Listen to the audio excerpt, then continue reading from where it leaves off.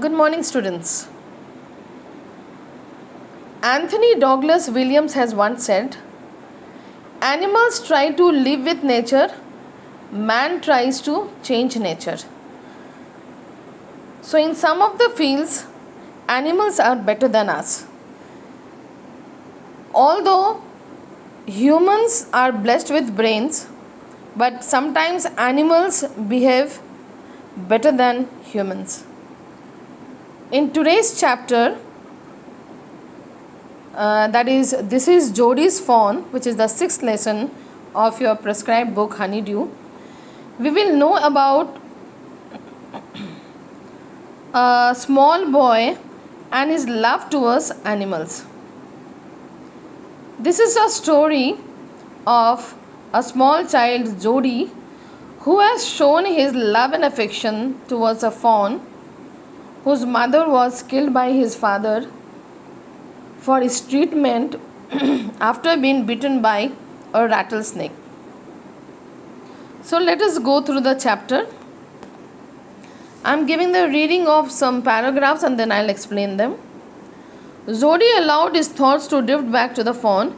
He could not keep it out of his mind. He had held it in his dreams in his arms. He slipped from the table and went to his father's bedside. Penny lay at rest. His eyes were open and clear, but the pupils were still dark and dilated. Jodi said, "How are you feeling, Pa?" "Just fine, son. Old Death has gone thieving elsewhere, but wasn't it a close shave?" "I agree," Penny said. "I'm proud of you, boy, the way you kept your head and did what was needed." "Pa." "Yes, son." "Pa, do you recollect the doe and the fawn?" "I can never forget them. The poor doe saved me, that's certain." "Pa, the fawn may be out there yet. It might be hungry and very scared."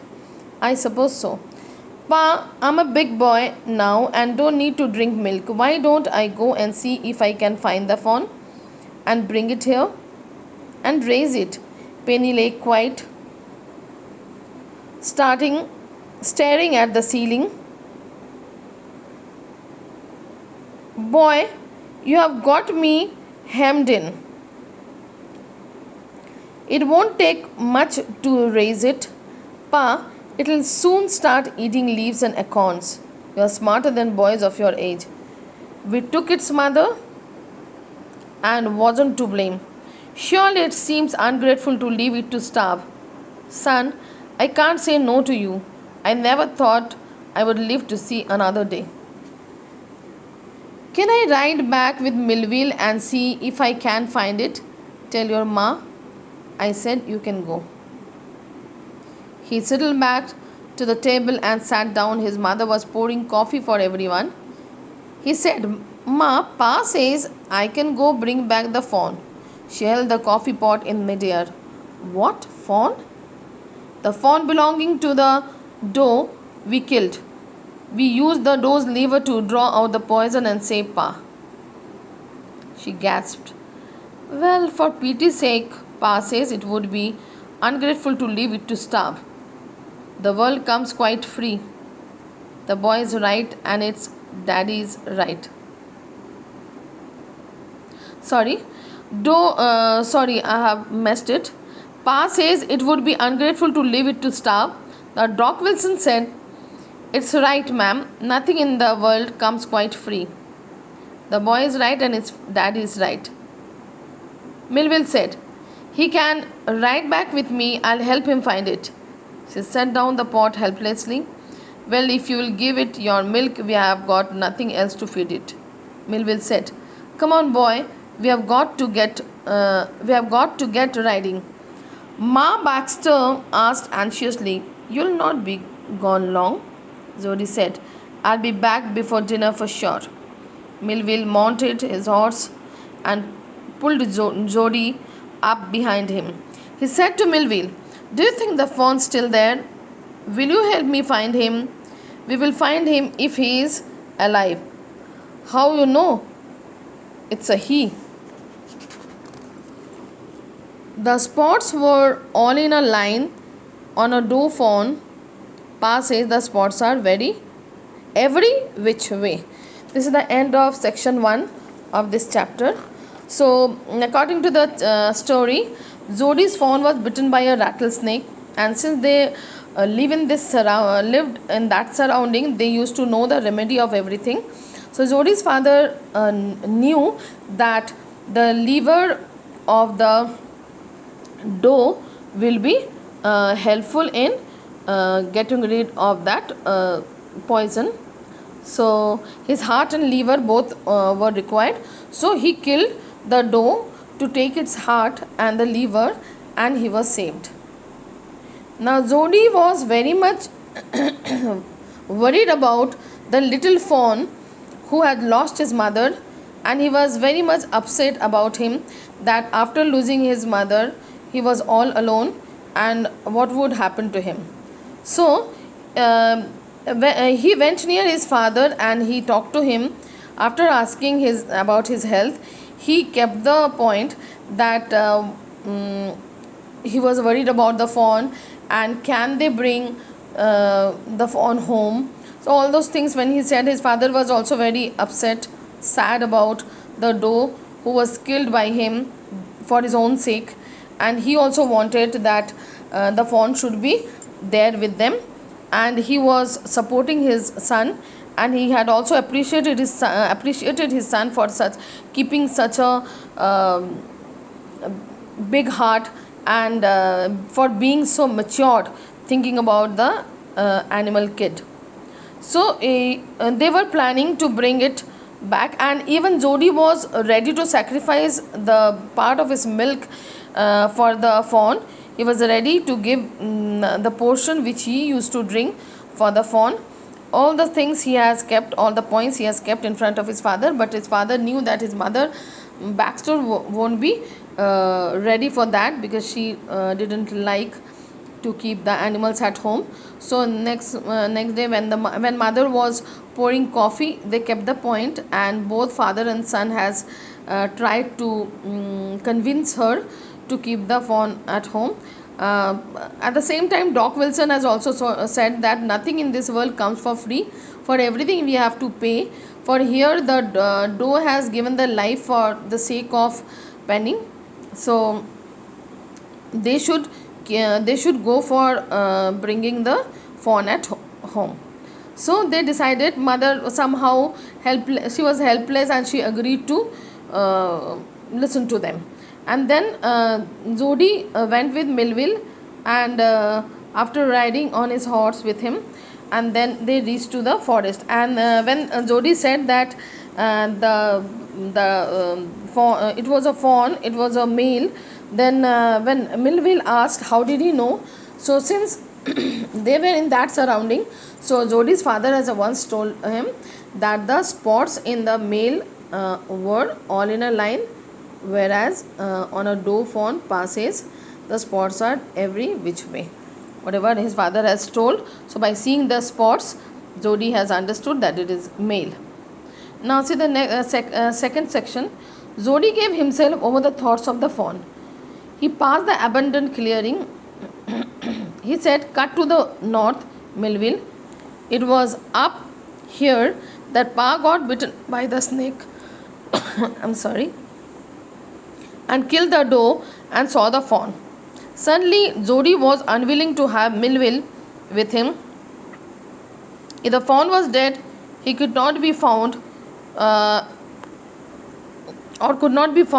he could not have his disappointment seen. And if the fawn was there, the meeting would be so lovely and so secret that he could not endure to share it. He said, it's not far now, but the scrub is very thick for a horse. I can make it on foot. But I am afraid to leave you, boy. Suppose you got lost or got bitten by the snake too. I'll take care. It might take me a long time to find the fawn. If he's wandered, leave me off right there. All right, but if you take it easy now, you know north here and east. There and there. That tall pine makes a bearing. So long, Melville, I'm obliged. He waited for the sound of the hoofs to end, Then cut to the right. The scrub was still. Only his own crackling of twigs sounded across the silence. He wondered for an instant if he had mistaken the direction. Then a buzzard rose in front of him and flapped into the air. He came into the clearing under the oaks. Buzzard is a large bird actually. Buzzards sat in a circle around the carcass of the doe. They turned their heads on their long, scrawny necks and hissed at him. He threw his bow at them and they flew into an adjacent tree. The sand showed large cat prints, but the big cats killed fresh and they had left the doe to the carrion birds. He parted the grass at the place where he had seen the fawn. It did not seem possible that it was only yesterday. The fawn was not there. He circled the clearing. That there was no sound, no sign. The buzzards clacked their wings, impatient to return to their business. He returned to the spot where the fawn had emerged and dropped on all fours, studying the sand for the small hoof prints. The night's rain had washed away all the tracks except those of cats and buzzards. In this paragraph, Zodi's struggle is explained. Struggle for searching the fawn. So Zodi was very excited to meet the fawn. So he asked Melville to go back because he did not want to share his emotions with him, because he thought that if he could not find the fawn, or if it was dead, then he did not want to share his disappointment with anyone. And if he was able to find the fawn, then the meeting would have been very lovely, and there also, that case also, he did not want to share his happiness with anyone. But Melville was not willing to leave him there because he was afraid that Zodi might be putting himself into any trouble, like he might be bitten by a snake or any other animals could harm him. But Zodi was a very smart boy. He told that he will manage everything, and he knew everything. And then he waited for Melville to go after listening the sound of the hooves of horse, and then he started searching the ways again. And then when he was searching for him, he went to that place where the doe's body was there. He found that big birds, buzzards and other animals, big cats, they have eaten the flesh and left for others also. But he could not find the fawn there, and he was searching for the hoof prints, small hoof prints, so that he can follow the fawn. But the rain has washed away everything. Only cats and buzzards footprints were there. Now the third section, movement directly in front of him startled him so that he tumbled backward. The fawn lifted its face to his. It turned its head with a wide, wandering motion and shook him, though with a stare of its liquid eyes. It was quivering. It made no effort to rise or run. Zodi could not trust himself to move. He whispered, "It's me." The fawn lifted its nose, scenting him. He reached out one hand and laid it on the soft neck. The touch made him delirious. He moved forward on all fours until he was close beside it. He put his arm around its body. A light convulsion passed over it, but it did not stir. He stroked its eyes as gently as though the fawn were a china deer and he might break it. The skin was very soft. He was sleek and clean. It was sleek and clean and had a sweet scent of grass. He rose slowly and lifted the fawn from the ground. The legs hung limply. They were surprisingly long, and he had to hoist the fawn as high as possible under his arm. He was afraid that it might kick and bleed at sight, and smell of its mother. He skirted the clearing and pushed its way into the thicket. It was difficult to fight through with his burden. The fawn's legs caught in the bushes and he could not lift his own with freedom. He tried to shield his face from the prickling vines. His head bobbed with the shriek. His heart thumped with the marvel of the acceptance of him. He reached the trail and walked as fast as he could until he came to the intersection with the road home. He stopped to rest and see the fawn down on the dangling legs. He wavered on them and looked at him and bleated. He said, enchanted, I'll carry you after I get my breath. He remembered his father saying that a fawn would follow if it had first been carried. He started away slowly. The fawn stared after him. He came back to it and stroked it and walked away again. It took a few wobbling steps towards him and cried piteously. It was willing to follow him. It belonged to him. It was his own. He was lightheaded with his joy. He wanted to fondle it, to run and romp with it, to call to it to come to him. He dared not alarm it, picked it up and carried it in front of him over his two arms. It seemed to him that he walked without effort.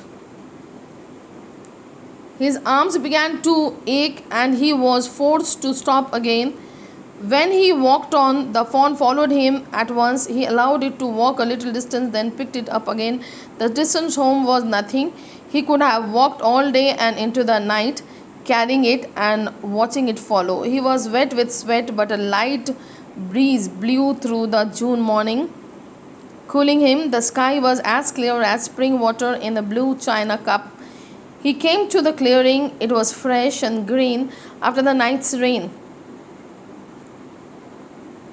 He fumbled with the latch and was finally obliged to set down the fawn to manage it.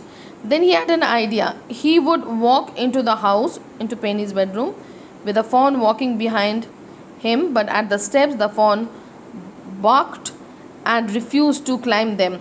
He picked it up and went to his father. Penny lay with closed eyes.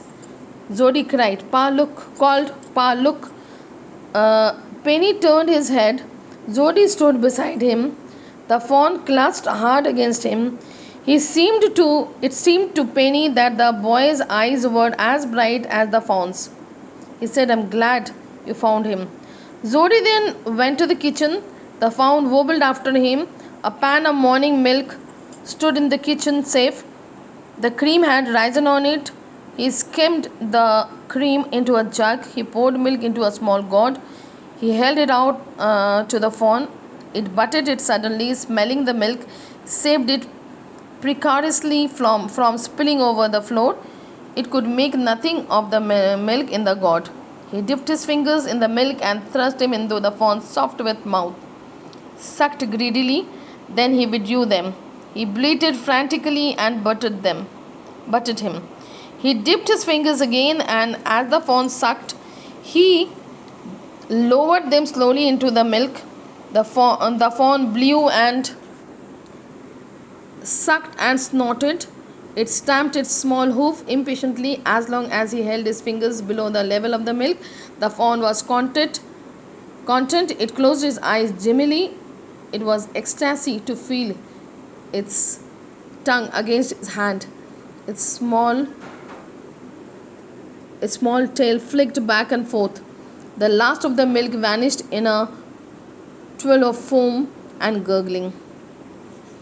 So this is the end of the chapter. Let us go through the last section. When Zodi was looking for the fawn, suddenly he could see him, and in this paragraph all his emotions and the feelings after seeing the fawn is explained. That he had met with the fawn, and the fawn has seen, and he made the fawn realize that he is his own, and Then the fawn came near him with his nose and started scenting him. As we have always noticed that the animals always try to scent the people. By scenting they understand the person is his enemy or friend. And then he patted them. He put his hand on him, and then on his soft neck, and the fawn felt good. He understood that the person is his own. And then he put his arm around his body, and a very good shivering type of thing has passed over it. But the fawn was trying to rely on him.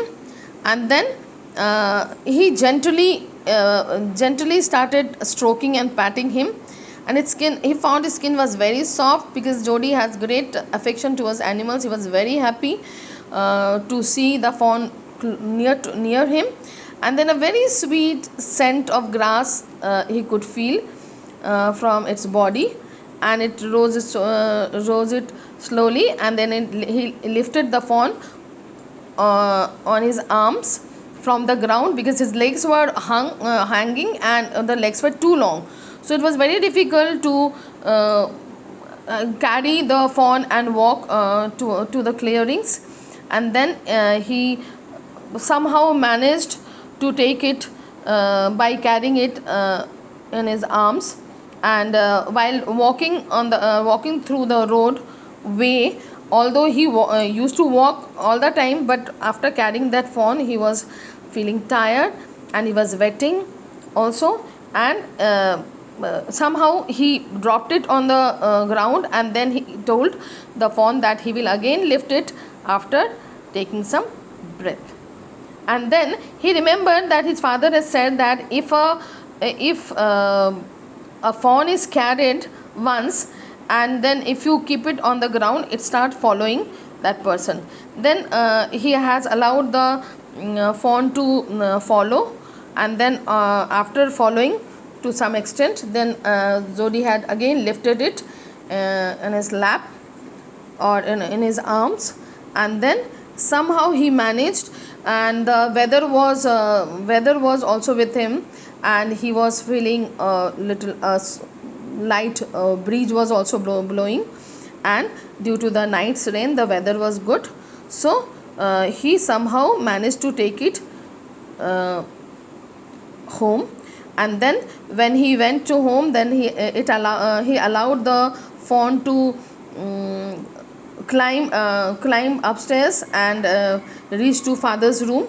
So when he called his father to show it, then the fawn was not going there. It has stopped before entering the room. Then Jody has carried it, and it had brought it to his father. Then it again took it to the kitchen, where he found the pan of morning milk. And he had filled a gourd with the milk. But then when he found that the fawn was not able to drink from it, then he had dipped his fingers in the milk and thrust them, put his fingers inside the soft mouth of the fawn. Now the fawn was hungry also, and it had liked the taste, and it stuck greedily. Then the same process was going on, and then till the last drop of the milk was sucked by the fawn. And Jody was very happy by this experience. Until the end, he could feel that the fawn had enjoyed the milk, and now the fawn has as if the fawn was showing as if it was enjoying the every single drop of milk. And now he was feeling sleepy, and Jody's dream of bringing the fawn home was also fulfilled. So dear students, this is called the love of humans towards the animals. If every human will have love towards animals, then this world will be a beautiful place to live in. Because Irene M. Paperberg has rightly said, clearly animals know more than we think. and think a great deal more than we know. So, dear students, going to wind up here. I hope you have understood this story. Take care of yourself. Have a nice day. Thank you.